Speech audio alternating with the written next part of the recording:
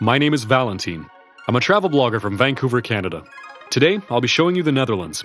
Unlike the country I come from, the Netherlands doesn't exactly have a lot of space. A good part of the country is reclaimed sea, but no pun intended, there's a lot to see in this beautiful country.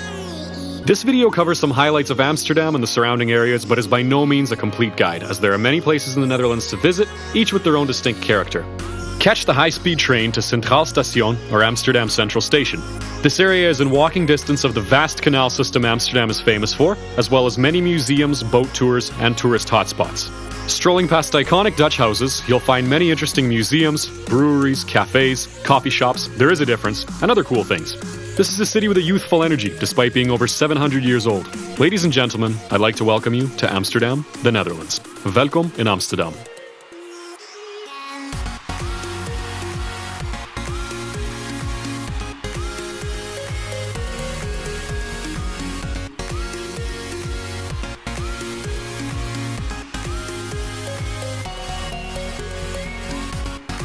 When you're in Amsterdam, absolutely make sure to try a fresh stroopwafel. They are two thin waffles sandwiched together by a sweet syrupy goodness in the middle. They're so good. If you're more into drinks, check out the Museum of Bowls, where you can taste some Dutch Genever and learn about the origin of the cocktail. To help recover from your stroopwafel coma, rent a bike and head out of the city to explore the surrounding areas using the traditional Dutch mode of transport. It's pretty much all flat wherever you go. You'll see many windmills of all kinds on the way to Zaanse, an iconic tourist stop with windmills, animals, gift shops, and talented artists. I speak now something like 16 languages. Wouter is a super cool dude, famous YouTuber, really talented painter who actually speaks 16 languages, if not more. Make sure to say hi if you see him. Plan a solid 1.5 to 2 hours each way to get to Zaanse from the center of Amsterdam and bike safely as you get into the busier streets.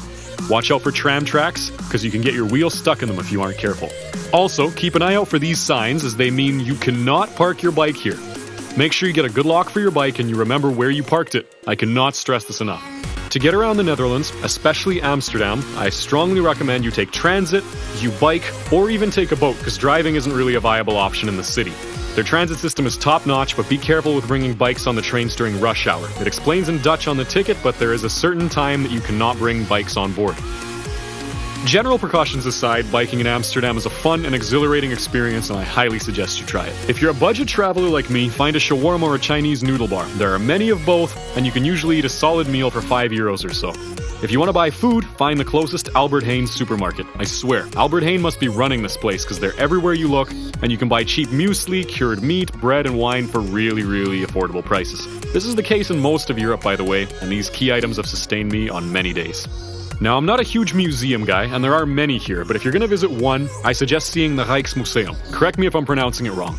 It's got over 8,000 objects of art and history on display, and it's right in the center of the city as well. We also rode the pancake boat near Amsterdam. It's literally a boat with all-you-can-eat pancakes. They bake bacon and fruit slices right into these things, and they're really good. I could barely walk when I got off, but it was totally worth it.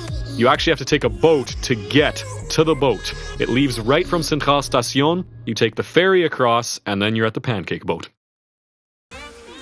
If you manage to get out of Amsterdam, I suggest seeing the Hague. I got on at Dovendrecht station and it took me about 40 minutes to get there. Not bad considering it's a whole different city. I decided against seeing Rotterdam because it got destroyed during the World Wars and it's all modern buildings. The Hague maintained its historic character, yet still has some tall modern skyscrapers which are a bit unusual for Europe.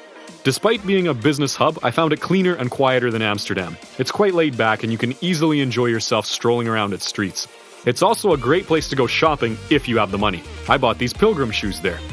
Try some traditional Dutch poffertjes, delicious, puffed up, tiny buckwheat pancakes with fruit. Don't mess with Janice poffertjes, they're all hers. There's this tiny place right in the middle of the park next to the Hague Central Station if you want to try some. To finish off our stay, we did a canal tour at sunset which takes you on a boat through the many narrow and wide canals of Amsterdam. You saw some of that in the time-lapse earlier in the video. There was this random guy beside us that kept making dad jokes and making fun of my camera, but we still had a blast. In summary, the Netherlands is a place with something for everyone. It's a liberal country, and the Dutch strongly believe in the principle of live and let live, which I think is possibly why many things that might be illegal elsewhere are okay here. The Dutch are really friendly, and they speak great English.